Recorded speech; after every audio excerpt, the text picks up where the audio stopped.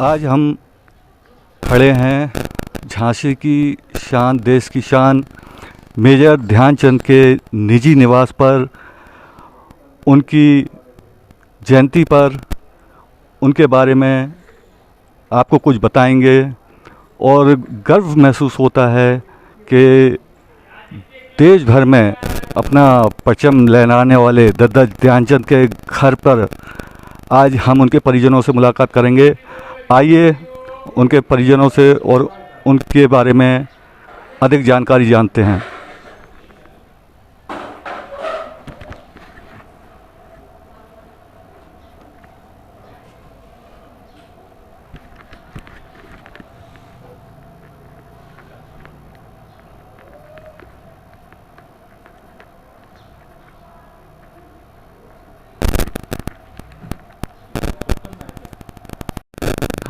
छोटी सी कहानी है।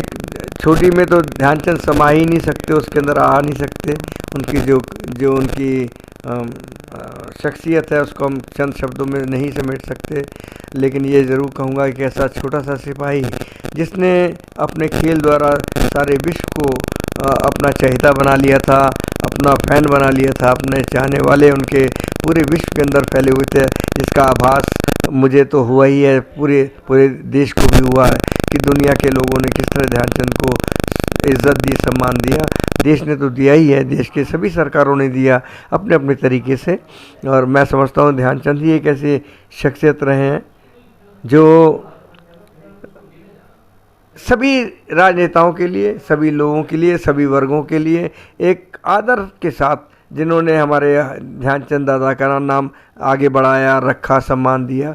तो हम तो सभी उनके इस बात के लिए पूरे देश को धन्यवाद भी देते हैं कि ध्यानचंद को अमर रख करके रखा है।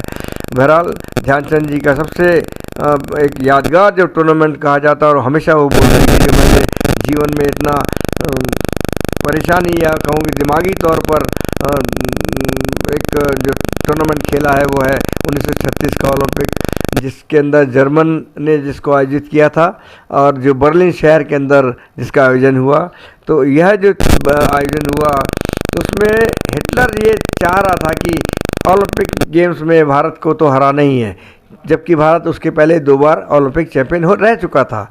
लेकिन 36 के उस ओलंपिक में हिटलर ये चाहता था कि मैं भारत को हराऊं, उसकी ख्वाहिश थी, और उसके लिए बड़े प्रयास किए उसने। जब मैच शुरू होता है, भारत खेलना शुरू करता है अपनी प्रतिद्वंदी टीमों, जो यूरोप की टीमें होती हैं, फ्रांस, इटली और प्राग, चेकोस्लोवाकिया, तो इस तरह की जो टीमें, तो उनको हराते हुए फाइनल में पहुंचते हैं। जब फाइनल में पहुंचते हैं तो उसके एक रात पहले ध्यानचंद दादा कैप्टन और हमारे स्वामी जगन्नाथ राव साहब जो कोच होते हैं सुबह टीम के, पंकज गुप्ता जो मैनेजर होते हैं, वो एक फ्लैग निकालते हैं, झंडा निकालते हैं, जो बड़ी बात थी उस टाइम में। यूनियन जैक नहीं निकालते, जबकि हम अंडर यूनियन जैक थे, हम गुलाम थे। इंडियन फ्लैग निकालते हैं, तिरंगा झंडा निकालते हैं, उसको बिछाते हैं। शाम के वक्त अपने सभी साथी खिलाड़ियों से बोलते हैं कि इसकी कसम खाओ कि कल के मैच में हमने मरना है या फिर जीतना है। तो वो चीज़ मोटिवेशन के तौर पर सारे खिलाड़ियों के दिलो दिमाग पर छा जाती है। अगले दिन जब मैच शुरू होता है तो भारत की टीम अटैक करती है, और अटैक इतनी खूबसूरती से होता है कि पहले 30 मिनट के अंदर जो फर्स्ट हाफ कहा जाता है उसके अंदर कैप्टन रूप सिंह का एक गोल होता है। मैं यहाँ आपको एक चीज़ बताना चाहूँगा, कैप्टन रूप सिंह मेजर ध्यानचंद साहब के छोटे भाई थे, जो मेरे चाचा रहे। और सबसे बड़ी बात उनके जीवन की ये थी कि एक ऐसा शख्स, ऐसा खिलाड़ी जिसके नाम की सड़क आज भी म्यूनिख ओलंपिक शहर म्यूनिख के अंदर, ओलंपिक विलेज के अंदर एक सड़क का नाम आज भी विद्यमान है, वो नाम है कैप्टन रूप सिंह स्ट्रीट। अब बताइए भाई, किसी भारतीय का जो हॉकी खेलता उसका नाम म्यूनिख के अंदर है, वो भी ओलंपिक विलेज के अंदर। लेकिन ये हॉकी वो करिश्मा वाली हॉकी थी, करिश्मा लिए हॉकी थी। इन्होंने जितने गोल किए, जिस तरह से गोल किए, उसको देखते हुए जर्मन की ओलंपिक कमेटी ने ओलंपिक विलेज के अंदर रूप सिंह साहब को जगह दी, जबकि ध्यान सिंह साहब को दुनिया जानती है। लेकिन रूप सिंह साहब को भी उन्होंने उतना ही महत्व दिया जितना ध्यानचंद को देते थे। तो आप दोनों भाइयों का खेल और उनका अंतर खेल का समझ सकते हैं। ध्यानचंद उस मैच को खेलने के लिए जब खेलते हैं तो फर्स्ट हाफ में सिर्फ एक गोल होता है जिसको कैप्टन रूप सिंह करते हैं।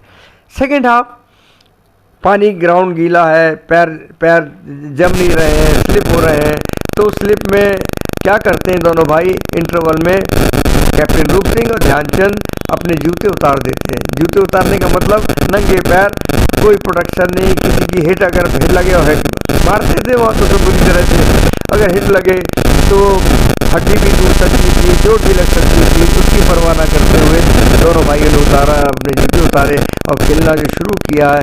तो आप देखिए कि उस मैच में जो 30 मिनट का सेकेंड हाफ मैच था उसके अंदर इन दोनों भाइयों ने 7 गोल किए, 1 गोल अब तक किए थे।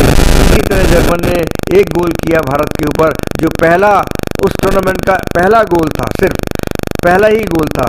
एल अंसाफ गोलकीपर हुआ करते थे, मेरी मुलाकात उनसे आखिरी दिनों में हुई, ये नाम वो हैं, और पेनीगर साहब थे, अहमद शेर खान साहब, असलम शेर खान के पिता राइट आउट खेला करते थे 36 के ओलंपिक में।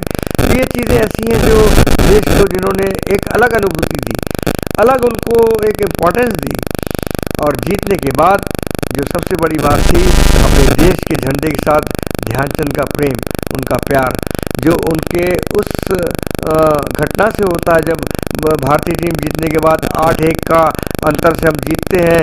हिटलर अपने सिपह सालारों के साथ मंच पे बैठा होता है, लेकिन वो इस शर्मनाक घटना को देखता है तो उसका सर शर्म से झुक जाता है। और बाबूजी बताते हैं कि हम लोग देख रहे हैं कि वो जब हम छठा गोल मारते हैं उस टीम के खिलाफ, जर्मन के खिलाफ, तो हिटलर अपने सिपह सालारों के साथ उस स्टेडियम को छोड़ के निकल जाता है शर्म से, मतलब हिटलर हार गया। अच्छा, मैंने सुना था कि हिटलर ने कोई ऑफर भी किया था ध्यानचंद को, ये तो पुराना इतिहास है, आपके मुंह से सुनना चाहूँगा तो ज़्यादा अच्छा लगेगा। जी जी जी बिल्कुल, ये तो बच्चों की ज़ुबान पे है, और वो ज़ुबान पे नहीं है, ये उनके दिलो दिमाग पर है, हर बच्चे के। और मैं इसको बड़ा, इन शब्दों को बड़ा इम्पोर्टेंस देता हूँ कि जब उन्होंने ऑफ़र करा, बुलाया, जब 6 गोल हो गए और जिस तरह से ध्यानचंद खेल रहे थे, हिटलर को उनका क्या होता ना, दुश्मन तो है लेकिन अच्छा लग रहा है, जी जी। तो हिटलर को ध्यानचंद का खेल बहुत अच्छा लगा। उसके बाद उन्होंने उनको बुलाया कि मैं बात करना चाहता हूँ, तो इंटरप्रेटर ने आके मैनेजर को बताया, मैनेजर ने कहा कि ध्यान, कल तुमको इतने टाइम पर वहाँ पहुँचना है, उनसे मुलाकात होनी है। ध्यानचंद दादा बोलते हैं कि मैं पूरी रात सो नहीं सका, उथल पुथल, दिमागी उथल पुथल, टीम जीत चुकी थी, 8-1 से जर्मन को हरा चुकी थी, तो उन्होंने कहा मैं